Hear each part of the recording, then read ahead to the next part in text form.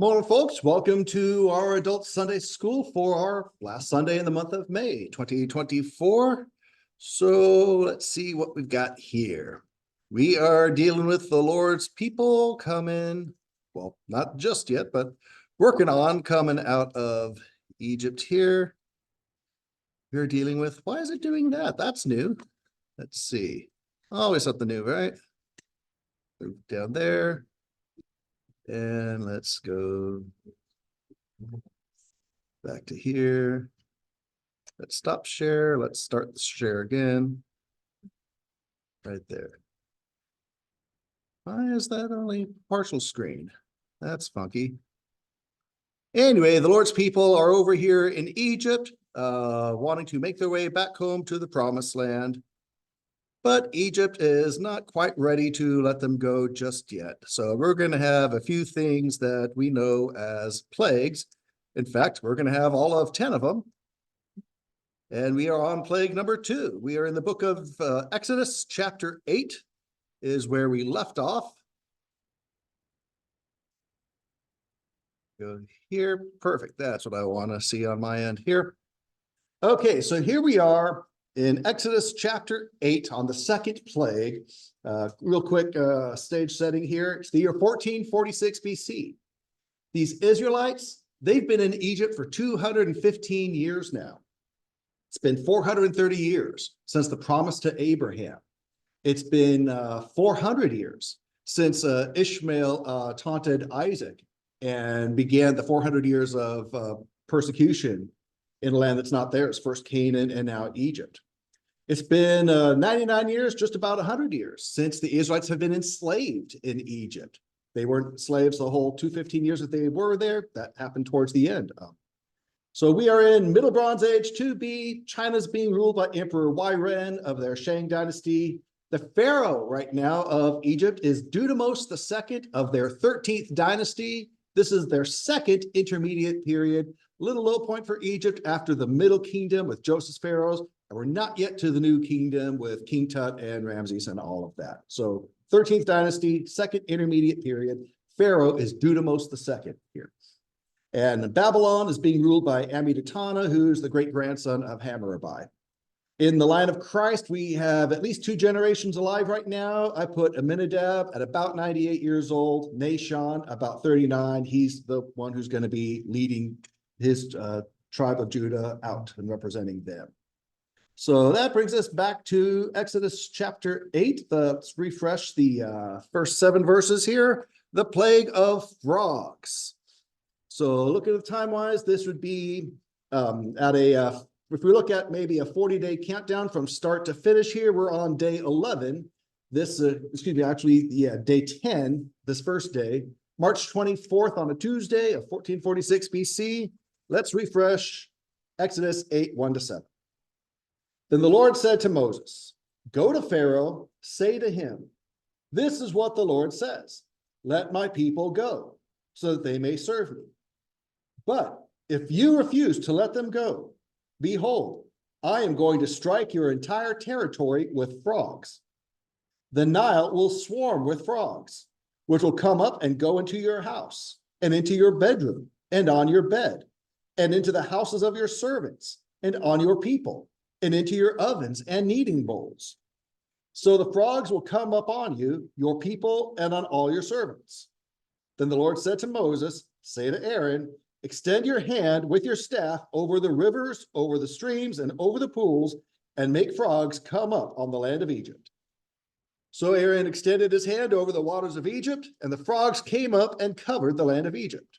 However, the soothsayer priests did the same with their secret arts, making frogs come up on the land of Egypt." We'll stop there. So, first plague, the waters turned to blood.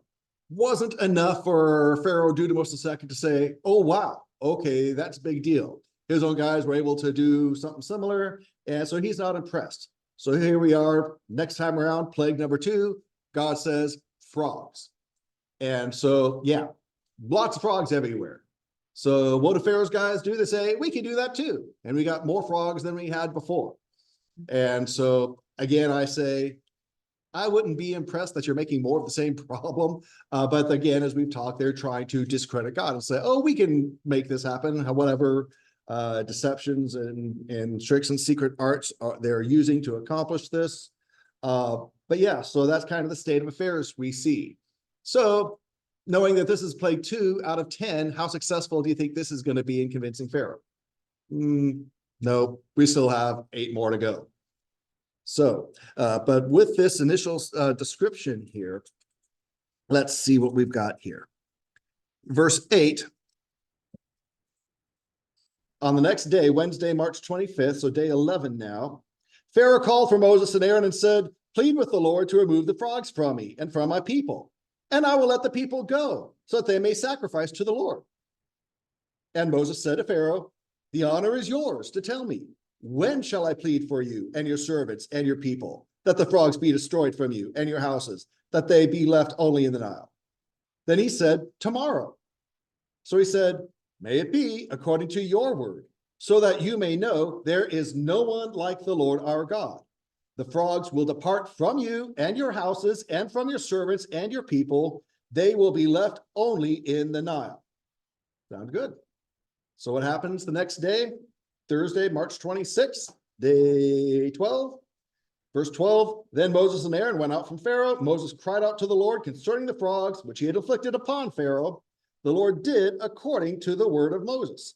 And the frogs died out of the houses, the courtyards, and the fields. So they piled them in heaps, and the land stank. But when Pharaoh saw that there was relief, he hardened his heart and did not listen to them, just as the Lord had said. So at first, there's a sign of hope. Pharaoh said, wow, hey, do something about this. I'll let you go, just do something about this. Moses takes it up a notch and says, the honor is yours. You tell me, when do you want me to do this? And Pharaoh, interestingly enough, didn't say right now. He said tomorrow. So Moses said, okay, by your call, God's going to do this to show that God's the one who can do this whenever God says. And by you being the one to call this, you're going to see God is able to do this, and he'll do it when you want him to do it, to show that he can change however he has the power to do so. So Pharaoh says, do it tomorrow. So the next day they do it. The frogs are dying. They're piling them up. They're stinking. And Pharaoh says, nah, never mind. So there we have plague number 2. Any initial reactions to that setup and scenario there? What took place here?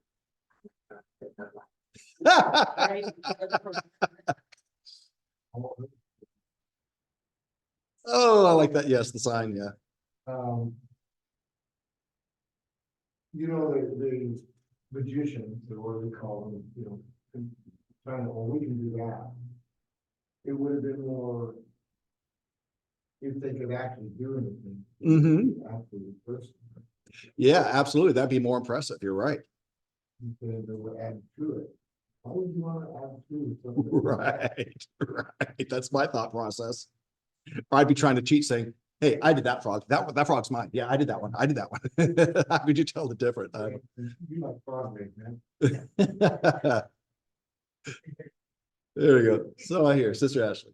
Did it affect Pharaoh, or was Pharaoh just reacting to what he saw, or to the people? Because a lot of times rulers, if it doesn't affect them, they don't respond until there's a backlash from the people. So if it wasn't directly responding him, affecting him, I could see him hardening his heart once it was over with.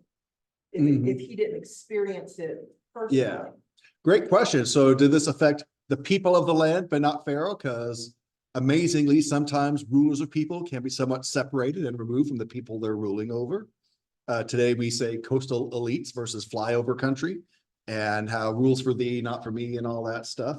We'll have things that affect you, but as long as I'm not affected, I don't feel the pain of the consequence, so I don't care. What we do see here, to answer your question, Sister Ashley, in chapter 8, we're told in verse 3, Moses speaking directly to Pharaoh, the Nile will swarm with frogs, which will come up and go into your house, into your bedroom, and on your bed. houses of your servants and the people. So it looks like Pharaoh was directly affected by this when it happened, which to your point would explain him saying in verse 8, okay, seen enough. On the next day, plead with the Lord to remove the frogs from me and my people, and I will let the people go so that they may sacrifice to the Lord. So great question. Yeah, I didn't pick up no worries. the personal. But you're right, You know. because lots of times people, sadly enough, won't be moved unless it directly affects them and are somewhat callous or indifferent to what's affecting other people. That's not affecting them. But again, to your point too, human nature, once the problem is solved, is like, and it's time to make good on your end of the bargain, Pharaoh says, nah, I'm good. I'm going to take the relief from the frogs, but I'm not going to do what I said I would do. So again, that's Pharaoh making his own choices, hardening his own heart once again, as we see there. Any other thoughts on this plague here with the frogs? Let's take a look at the slides courtesy of Brother Maney on this second plague with frogs.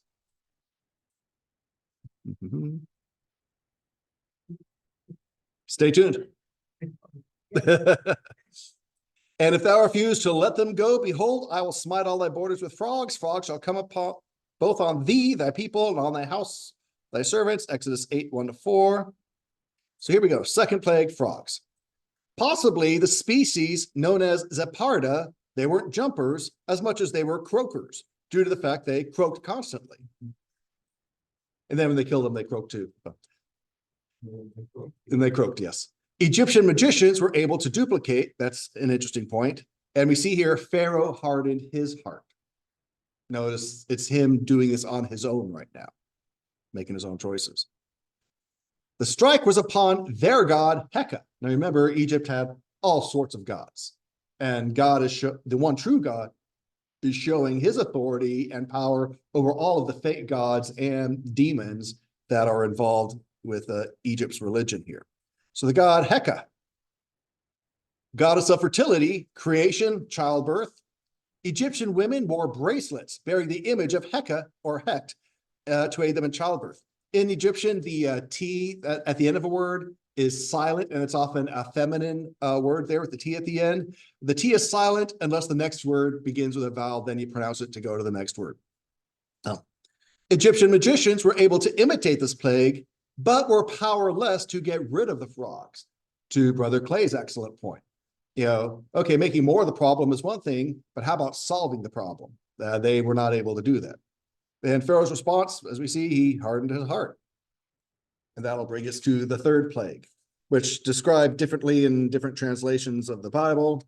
Some say lice, some say insects. So any reactions to the slides and the frog gods and all that are all good? Ready to move on to number 3? Plague number 3 is now Friday, March 27th. So this is about day 13, counting down 40 days here. Friday, March 27th, Exodus 8, verse 16. Then the Lord said to Moses, say to Aaron, extend your staff and strike the dust of the earth so that it may turn into gnats through all the land of Egypt. They did so. And Aaron extended his hand with his staff and struck the dust of the earth, and there were gnats on every person and animal. All the dust of the earth turned into gnats through all the land of Egypt. The soothsayer priests tried with their secret arts to produce gnats, but they could not. So there were gnats on every person and animal. Then the soothsayer priests said to Pharaoh, this is the finger of God. But Pharaoh's heart was hardened, and he did not listen to them, just as the Lord had said. So any initial reactions to the gnats here? Yeah, different translations. So we'll talk a little bit more about the different type of insects and critters that may be involved here. Yeah, like sand gnats or sand fleas or things like that. Yeah. So not fun. Whatever it was, they probably bit. Yeah. So not pleasant. Because lice bite and gnats would bite. There'd be the common denominator there. So small, bitey little critters. Yeah. When I was in South Carolina doing the horse-drawn carriage tours, One of the things that I learned to become a fan of was an Avon product called Skin So Soft, because we would put that on our skin to block out the little critters, and it worked. This event is actually referenced, told your place in Exodus. Let's go to the New Testament, 2 Timothy chapter 3. Last writing we have from the Apostle Paul, 2 Timothy, right before Hebrews and all that. 2 Timothy chapter 3. Let's look at the first 9 verses. Paul is writing to Timothy. Here's another passing on of the torch, so to speak, just like Moses to Joshua from the devotional. So here's Paul about to depart from this earth, encouraging Timothy and speaking to the things that are going on. 2 Timothy chapter 3, verse 1. Paul writes to Timothy, "But realize this, that in the last days, difficult times will come.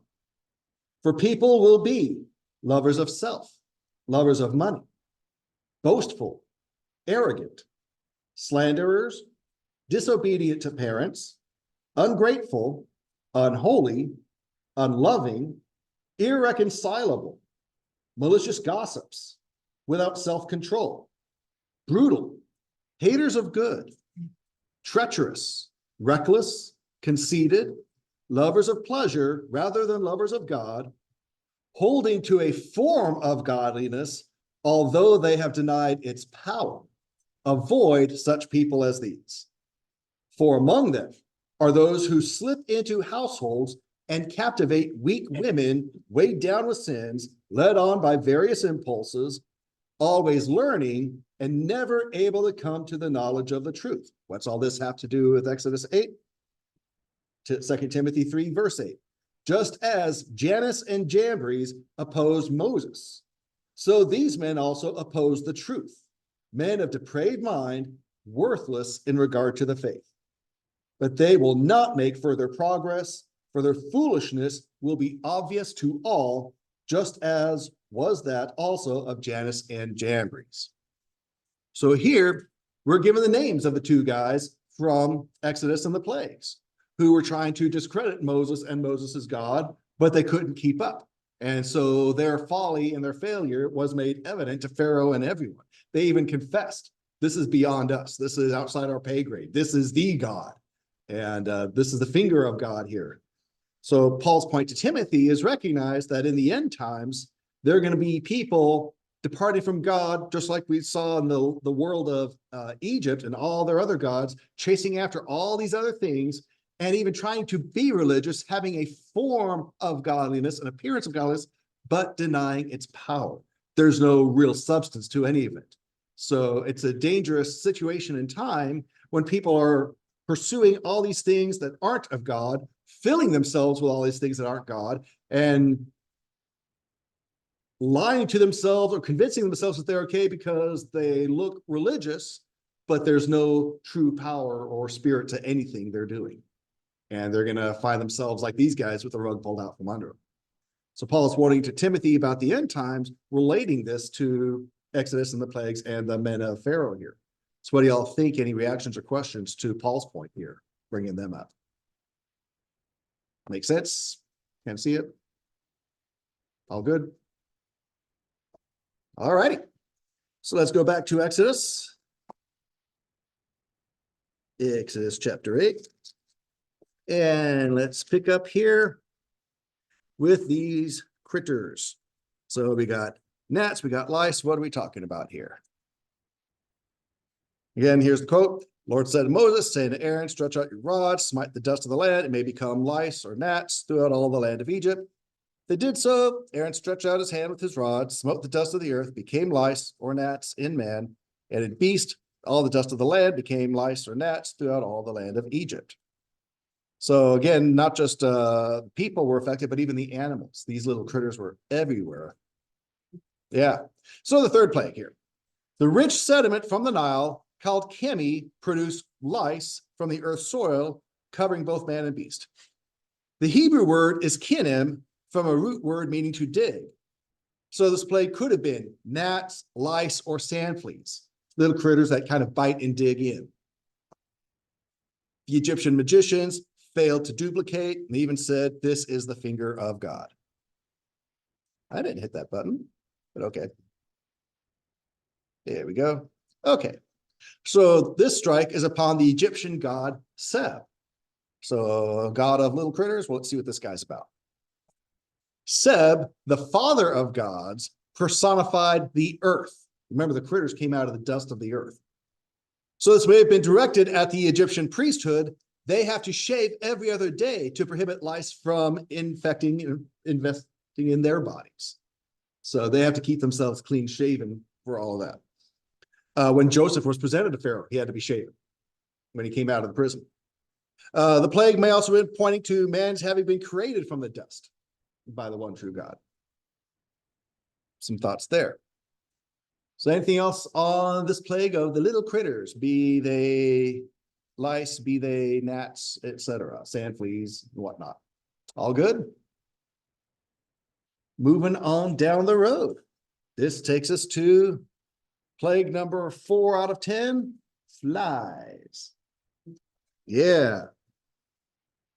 So Exodus chapter 8, verse 20. We are now on day 14. This brings us to Saturday, March 28th of 1446 BC. So Exodus 8, it's like the first couple of verses here, Exodus 8, verse 20. Then the Lord said to Moses, "Rise early in the morning, present yourself before Pharaoh as he comes out to the water, and say to him, 'This is what the Lord says, let my people go so that they may serve me. For if you are not going to let my people go, behold, I will send swarms of flies on you and on your servants and on your people and into your houses, and the houses of the Egyptians will be full of swarms of flies, and also the ground on which they live. But on that day, I will set apart the land of Goshen, where my people are living, so that no swarms of flies will be there, in order that you may know that I, the Lord, am in the midst of the land. I will put a division between my people and your people. Tomorrow, this sign will occur." So let's just pause right here with God's announcement here on Saturday before what happens on Sunday. So God says, because of your stubbornness, now these flies are going to come. But the flies are not going to affect the land where my people are, because I am in the midst. And I'm going to show you that I am the one in control, that I am God. Because not only could God decide the timing, he could decide where was affected and where was not affected by this. He had absolute control the whole time. So he gives Pharaoh a heads up before it happens that this is how it's going to play out.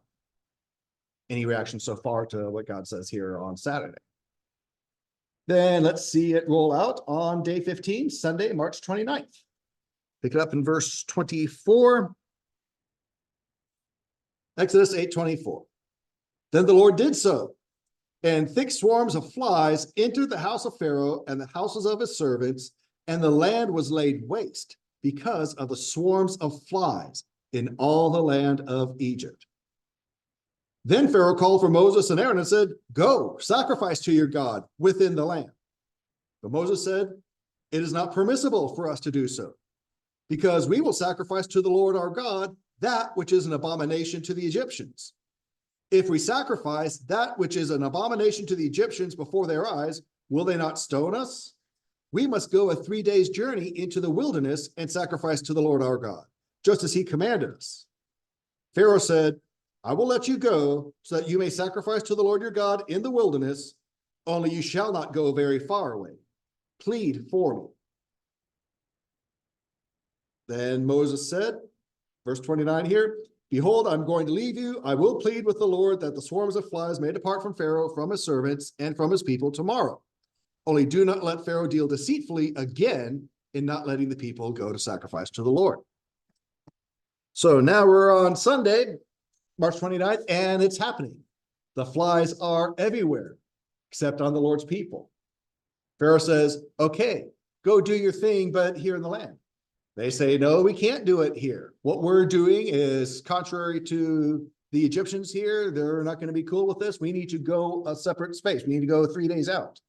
And Pharaoh finally says, fine, just don't go too far. And I'll let you go just to take care of this, get rid of this plague here. Let me pause here. God told Moses on Mount Sinai that the people will be brought back to worship God at Mount Sinai. Some people take this 3-day thing to mean that Mount Sinai is only 3 days away from Egypt. No, this is not referring to Mount Sinai right here. This is something that, number one, God and Moses know Pharaoh's not going to give into anyway. Whether they want to go 3 days or whether they want to go to Mount Sinai, Pharaoh ain't going to let them go until the 10th plague. And then he's going to chase after them. So the 3 days does not equal Sinai. I want to make sure there's no confusion over that. If anyone may have heard some of that discussion, that's not talking about Sinai here. Just talking, let us go far enough away from the Egyptians to be able to do this. And so really pretty much a test for Pharaoh, and we know how he's going to fail the test, and we see that. So any thoughts, questions on Sunday's events with the flies coming out? All good? It brings us to the end result in verse 30. So now here we are, Monday, March 30th, day 16. Moses left Pharaoh, pleaded with the Lord. The Lord did as Moses asked, remove the swarms of flies from Pharaoh, from his servants, from his people, not one remained. But Pharaoh hardened his heart this time also, and he did not let the people go. So once again, we see this is Pharaoh, free will choice, hardening his own heart and saying, nah, he's reneging on the deal, not letting them go. So what we have here with our slides from Brother Maney. 4th plague, flies. There's the scriptures we just read. So the 4th plague, flies, Hebrew word is erov, meaning swarm or mixture. Possibly a mixture of insects, flies, hornets, beetles. And as we saw in the Bible here, it was only upon the Egyptians. So Pharaoh's response at first, he was willing to let them go, only a short distance to worship, but then afterward, he hardened his heart. The strike was upon their gods, Shu and Isis. Now, Isis, Sister Minnie brings up a great point. Cows are sacred to Egypt and not to be sacrificed. So thank you for that. So Isis is the Greek version, the Greek word for Ishtar, Inanna. We've talked about her a lot in the Wednesday night classes and earlier in Sunday school classes. The false god and demon involvement in that. And so let's see, they're sacred to the Egyptians, of course. So let's take a look here. Shu, god of the atmosphere. They're having a fly plague, and so the god Shu, fly, Shu. Anyway, god of the atmosphere, Shu, son of Re, held up the firmament above the earth. He was the god of cool air, the creator of wind. So we'll see from Psalm 78, caused an east wind to blow in the heavens. By his power, he brought the south wind. God's the one in control of the wind. Another scripture from Job. Why are your garments hot when he quiets the earth by the south wind? Again, God in control of the winds. Psalm 107, verse 25. He commands and raises the stormy wind, lifts up the waves of the sea. So we see that in tsunamis. Proverbs. Who has ascended into heaven or descended? Who's gathered the wind in his fists? Who has bound the waters in a garment? Who has established all the ends of the earth?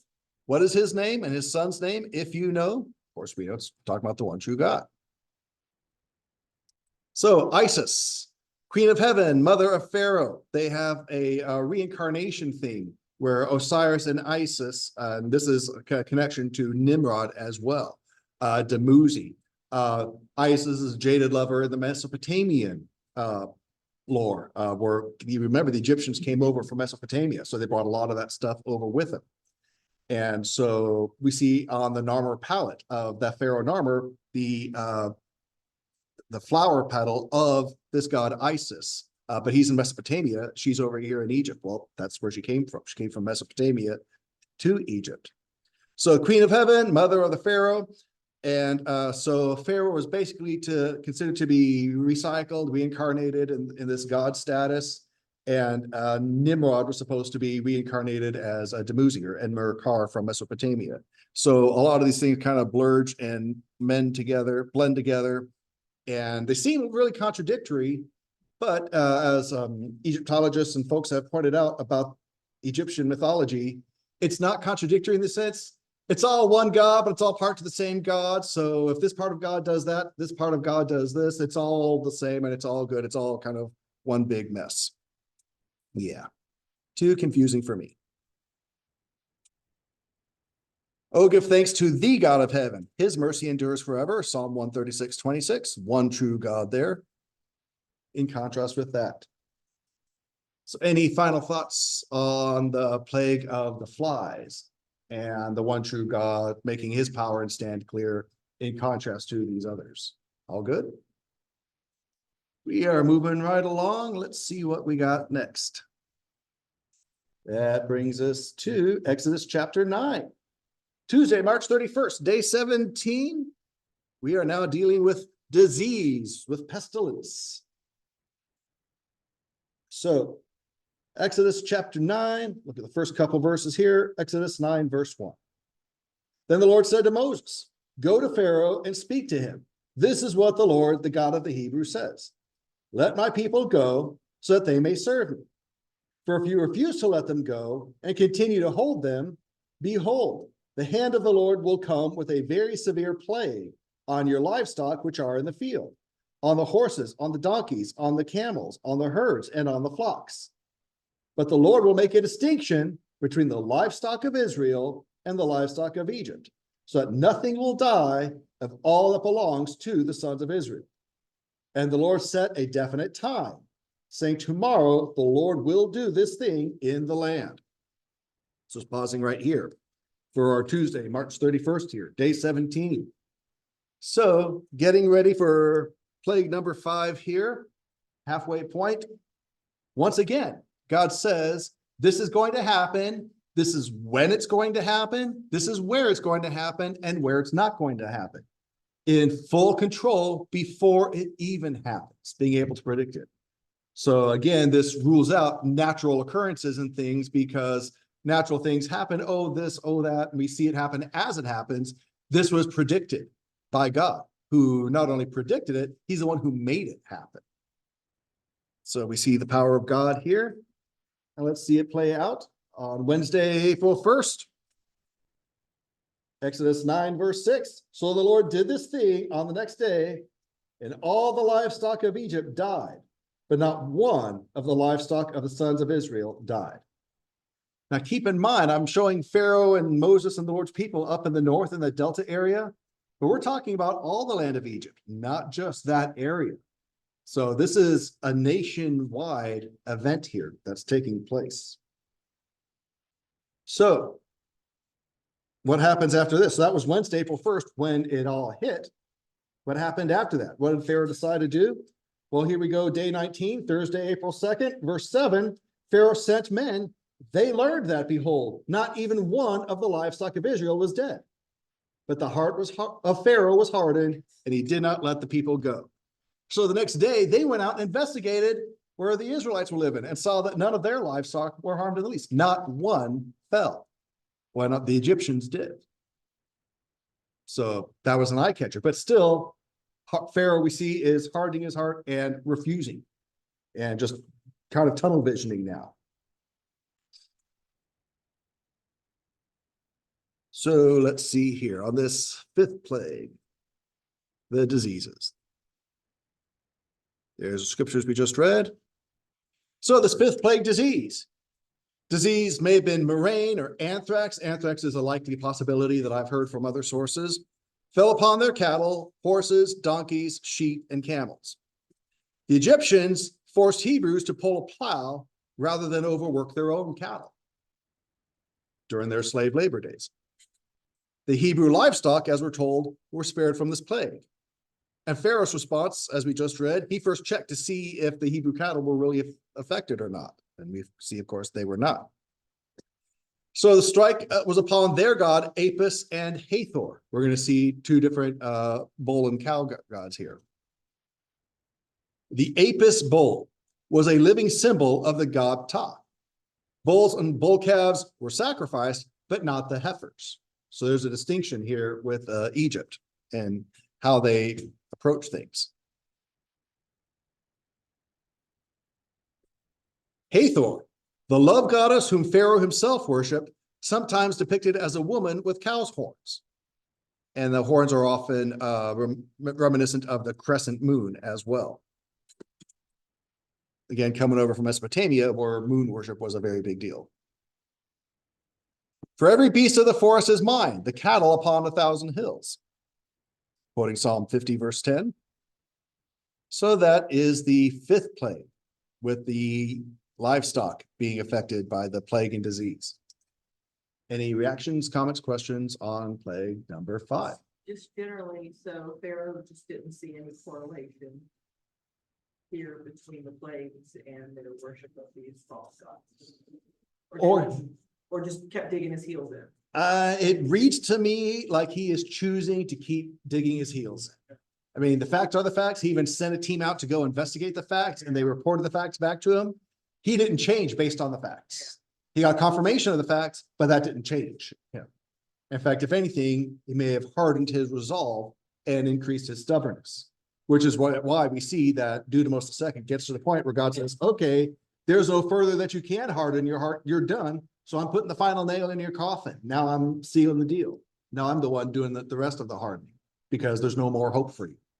Again, scary place to be. Like you're talking about a whole area, like you said, a tremendous amount of people that are suffering.